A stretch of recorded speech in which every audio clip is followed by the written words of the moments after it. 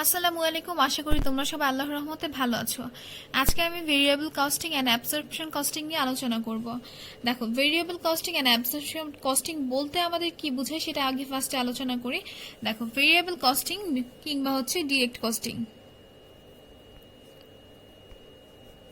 Direct costing একটা হচ্ছে আমাদের ডিরেক্ট কস্টিং মানে হচ্ছে ভেরিয়েবল কস্টিং, আর একটা পাশ হচ্ছে আমাদের অ্যাবসর্পশন কস্টিং।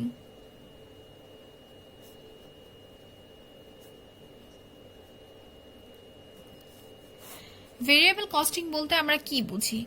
ভেরিয়েবল ভেরিয়েবল বা ডিরেক্ট কস্টিং বলতে আর অ্যাবসর্পশন কস্টিং বলতে আমরা যেটা বুঝি, দেখো, ডিরেক্ট কস্টিং বলতে আমাদের যেটা বোঝাবে সেটা হচ্ছে এমন ধরনের ব্যয়, ধরো হচ্ছে কি একটা উৎপাদনশীল প্রতিষ্ঠান হবে, সেই হচ্ছে শুধুমাত্র ডিরেক্ট। যখন আমরা ডিরেক্ট বলবো তখন আমরা বুঝবো হচ্ছে শুধুমাত্র পরিবর্তনশীল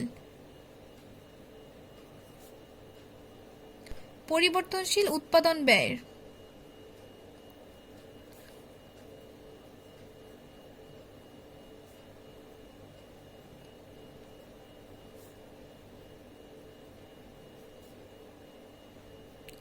দেখো, শুধুমাত্র পরিবর্তনশীল উৎপাদন ব্যয়ের ভিত্তিতে দ্রব্য ব্যয় নিরূপণ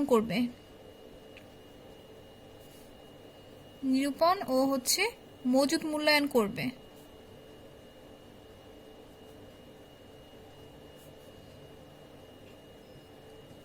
তাহলে ডিরেক্ট বলতে আমরা কি বুঝতে পারতেছি? ডিরেক্ট বলতে আমরা বুঝতে পারতেছি শুধুমাত্র পরিবর্তনশীল, মানে হচ্ছে পরিবর্তনশীল শব্দটার সাথে আমরা বুঝি যে হচ্ছে যেটার ভ্যালু হচ্ছে চেঞ্জ হবে, যেটার মূল্য হচ্ছে চেঞ্জ হবে, শুধুমাত্র পরিবর্তনশীল উৎপাদন ব্যয়ের ভিত্তিতে দ্রব্য ব্যয় নিরূপণ ও মজুত মূল্যায়ন করবে।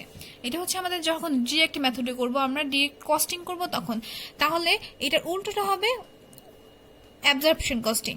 অ্যাবজর্পশন কস্টিং উল্টোটা বলতে এটাও থাকবে, আমাদের এক্সট্রা আরো কিছু থাকবে। দেখো, তাহলে কি করতে হবে? এটাতে শুধুমাত্র পরিবর্তনশীল ছিল, আর এখানে থাকবে হচ্ছে আমার স্থায়ী থাকবে। এখানে কিন্তু স্থায়ী নেই, এখানে শুধুমাত্র পরিবর্তনশীল, আর এখানে থাকবে আমার হচ্ছে স্থায়ী ও পরিবর্তনশীল, মানে দুইটাই থাকবে। তাহলে আমার থাকছে হচ্ছে স্থায়ী ও পরিবর্তনশীল উভয় ধরনের।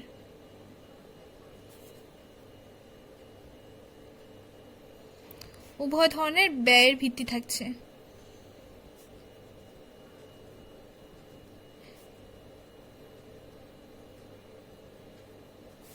উভয় ধরনের ব্যয়ের ভিত্তিতে। তাহলে আমার এখানে শুধুমাত্র একটা, শুধু পরিবর্তনশীল উৎপাদন ব্যয়ের ভিত্তিতে দ্রব্য ব্যয় এবং দ্রব্য ব্যয় নিরূপণ এবং মজুত মূল্যায়ন করবে। আর এখানে কি করবে? স্থায়ী ও পরিবর্তনশীল উভয় ধরনের ব্যয়ের ভিত্তিতে উৎপাদন ব্যয় আর হচ্ছে মজুত মূল্যায়ন করবে। এটা হচ্ছে অ্যাবজর্পশনের ক্ষেত্রে। তাহলে ডিরেক্ট কস্টিং আর অ্যাবজর্পশন কস্টিং এর উপাদানগুলো কি হবে, এলিমেন্টসগুলো যেগুলো হবে? তাহলে দেখো, ডিরেক্ট কস্টিং এর এলিমেন্টসগুলো কি হবে? আমাদের elements of production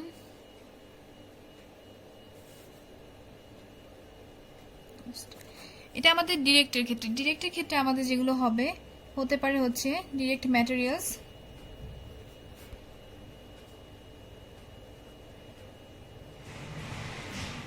ম্যাটেরিয়ালস, তারপর হতে পারে হচ্ছে ডিরেক্ট লেবার।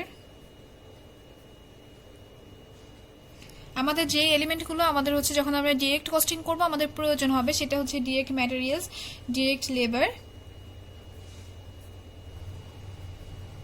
ডিরেক্ট এক্সপেন্সেস,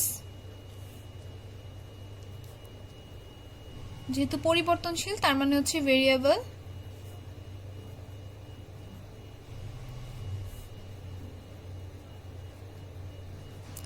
তাহলে কি দাঁড়াচ্ছে? যখন হচ্ছে আমরা ডিরেক্ট কস্টিং করব তখন হচ্ছে আমাদের এই এলিমেন্টসগুলোর প্রয়োজন হবে। একটা হচ্ছে direct materials, direct labour, direct expense, variable, factory, overhead, এগুলো।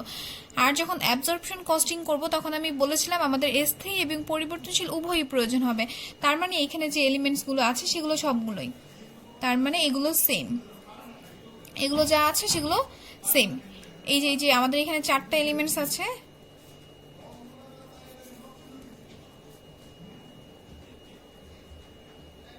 সেম 4 এলিমেন্টস, এখানকার এই 4 এলিমেন্টস সেম এখানে ইউজ করবে। সাথে আমাদের আরও অ্যাড হবে, সেটা হচ্ছে কি ফিক্সড। যেহেতু আমি বলেছিলাম হচ্ছে স্থায়ী এবং পরিবর্তনশীল উভয় ধরনের ব্যয়ের ভিত্তিতে হচ্ছে আমাদের অ্যাবজর্পশন কস্টিং হবে। আর যখন আমরা ডিরেক্ট কস্টিং করব তখন হচ্ছে গিয়ে আমাদের শুধুমাত্র পরিবর্তনশীল ব্যয়ের মাধ্যমে হবে। আর যখন অ্যাবজর্পশন করব তখন এটা মাথায় রাখতে হবে সবসময়। অঙ্কে তোমাদের যখন ম্যাথ করতে বলবে তখন যদি বলে তোমাদেরকে পার্থক্য নির্ণয় করতে, তখন কিংবা যদি সংজ্ঞা চায় তখনও তোমাদের সবসময় মাথায় রাখতে হবে একটা জিনিস, সেটা হচ্ছে যখন আমরা ডিরেক্ট করব শুধুমাত্র পরিবর্তনশীল ব্যয়ের ভিত্তিতে হবে, আর যখন আমরা অ্যাবজর্পশন কস্টিং করব তখন আমাদের স্থায়ী এবং পরিবর্তনশীল মানে হচ্ছে উভয় ধরনের হবে, স্থায়ী এবং পরিবর্তনশীল। তাহলে ডিরেক্ট বলতে কি, যেহেতু এখানে উভয়ই হচ্ছে, তার মানে হচ্ছে এইটার এলিমেন্টসগুলো এটাতে যাবে, কিন্তু এটার এলিমেন্টস যে এক্সট্রা আছে ফিক্সড মানে স্থায়ী, সেটা কিন্তু এটার মধ্যে চলে আসবে না। তাহলে দেখো এটার এলিমেন্টসগুলো যখন আমরা বের করছি তখন ওখানে আমাদের ডিরেক্ট ম্যাটেরিয়ালস থাকতে পারে, ডিরেক্ট লেবার, ডিরেক্ট এক্সপেন্স, তারপর ভেরিয়েবল ফ্যাক্টরি ওভারহেড থাকতে পারে, কিন্তু এখানে আমাদের ফিক্সড কিন্তু থাকবে না। যখন আমি নেক্সট অ্যাবজর্পশন কস্টিং করতে যাব তখন হচ্ছে আমার সেম এই 4 এলিমেন্টস থাকবে, কিন্তু আমার আরও এক্সট্রা অ্যাড হবে, সেটা হচ্ছে ফিক্সড ওভারহেড। তাহলে আমার ফিক্সড ফ্যাক্টরি,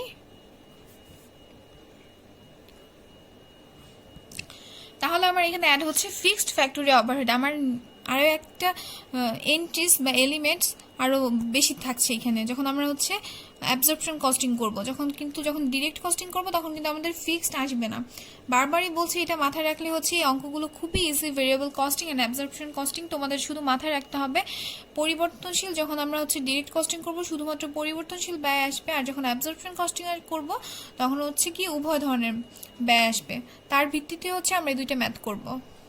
তাহলে যদি হচ্ছে আমাদের দুইটা মেথডে আমরা করতে থাকি, যেহেতু আমাদের দুইটা মেথড থাকবে, একটা হচ্ছে ডিরেক্ট কস্টিং আর একটা হচ্ছে অ্যাবজর্পশন কস্টিং, তাহলে এখানে আমরা দুইটা মেথড করতে গেলে যেটা আমাদের ফার্স্টে করতে হবে, দেখো আমাদের প্রোডাকশন কস্ট পার ইউনিট যখন আমরা প্রোডাকশন কস্ট পার ইউনিট বের করব,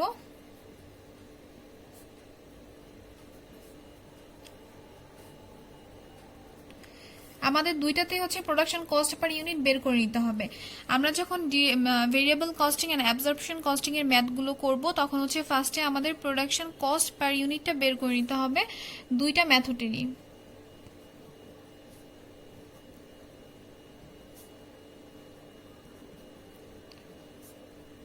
দেখো আমাদের দুইটা মেথডেরই প্রোডাকশন কস্ট পার ইউনিট বের করে নিতে হচ্ছে। এটা হচ্ছে আমাদের ডিরেক্ট কস্টিং আর এটা হচ্ছে আমাদের অ্যাবজর্পশন কস্টিং। আমি ফার্স্টেই তোমাদেরকে এলিমেন্টসগুলো দেখিয়েছি। এখানে হচ্ছে ডিরেক্ট হচ্ছে তিনটা যাবে, একটা হচ্ছে ম্যাটেরিয়ালস, লেবার আর হচ্ছে এক্সপেন্স, আর একটা এক্সট্রা যাচ্ছে সেটা হচ্ছে ভেরিয়েবল, যেহেতু হচ্ছে পরিবর্তনশীল উৎপাদন ব্যয়ের ভিত্তিতে, তাহলে হচ্ছে কি ভেরিয়েবল ফ্যাক্টরি ওভারহেড। আর এখানে হচ্ছে আমাদের যেহেতু সেম যাচ্ছে, এখানে 4 এলিমেন্টস ছিল, সেই 4 এলিমেন্টস যাবে, এক্সট্রা আরো ফিক্সড ফ্যাক্টরি ওভারহেড যাবে। তাহলে দেখো ফার্স্টে আমাদের যেটা করতে হবে সেটা হচ্ছে কি এখানে আমাদের যে 4টা এলিমেন্টস থাকবে সেগুলো আমরা লিখে নিব। যখন আমরা প্রোডাকশন কস্ট পার ইউনিট বের করব তখন হচ্ছে ফার্স্টে আমরা ডিরেক্ট ম্যাটেরিয়ালস থাকলে সেটা লিখে নিব।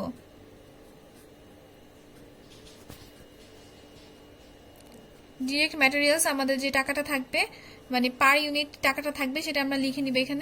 এখানে কিন্তু পার ইউনিট কস্ট বের করতেছে, কস্ট পার ইউনিট লেখা আছে। তারপর হচ্ছে ডিরেক্ট লেবার আমি বের করে নিব। এখানে যে আমাদের কস্ট পার ইউনিটে টাকাটা থাকবে সেটা লিখে নিব। তারপর হচ্ছে ভেরিয়েবল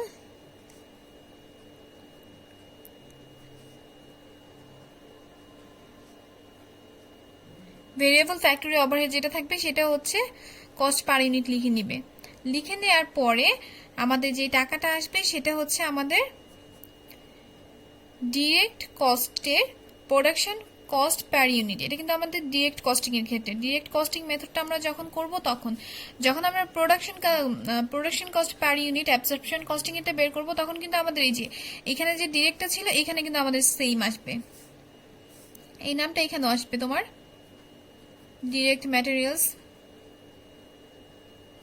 আমার এখানে আসছে, এখানে আমার ডিরেক্ট লেবার আসছে, এখানে আমার ভেরিয়েবল আসছে,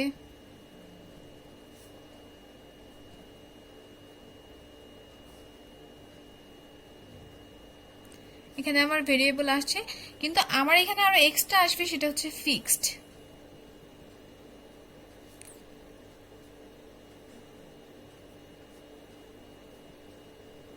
ফিক্সড ম্যানুফ্যাকচারিং ওভারহেডটা আসবে, সেটাও আমার এখানে আসছে। তাহলে এগুলো সবগুলো যোগ করে আমি যে অ্যামাউন্টটা পাচ্ছি সেটা হচ্ছে আমার অ্যাবজর্পশন কস্টিং এর টাকাটা হবে, মানে হচ্ছে প্রোডাকশন পার কস্ট পার ইউনিটেরটা। আর যেটা আমি হচ্ছে এই তিনটে যোগ করে আমি যেটা পাচ্ছি সেটা হচ্ছে আমার ডিরেক্ট।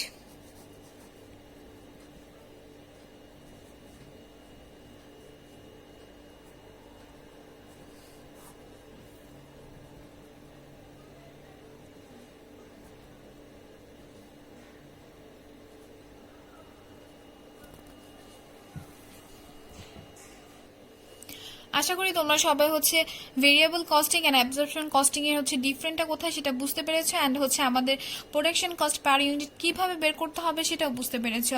এই চ্যাপ্টারটা খুবই ছোট একটা চ্যাপ্টার, আমাদের মাথায় সবসময় রাখতে হবে যে হচ্ছে দুইটার মধ্যে ডিফারেন্টটা কোথায়। আর হচ্ছে তোমাদের সবার ফার্স্টে যেটা ম্যাথ করতে হলে শিখতে হবে সেটা হচ্ছে প্রত্যেকটা ম্যাথ করার আগে আমাদের যেটা বের করে নিতে হবে সেটা হচ্ছে প্রোডাকশন কস্ট পার ইউনিট। তাহলে হচ্ছে প্রোডাকশন কস্ট পার ইউনিট ফার্স্টে বের করে নিবে, দেন হচ্ছে আমরা নেক্সট ভিডিওতে ম্যাথ করে দেখাবো। সবাই ভালো থাকবে, সুস্থ থাকবে, আল্লাহ হাফেজ।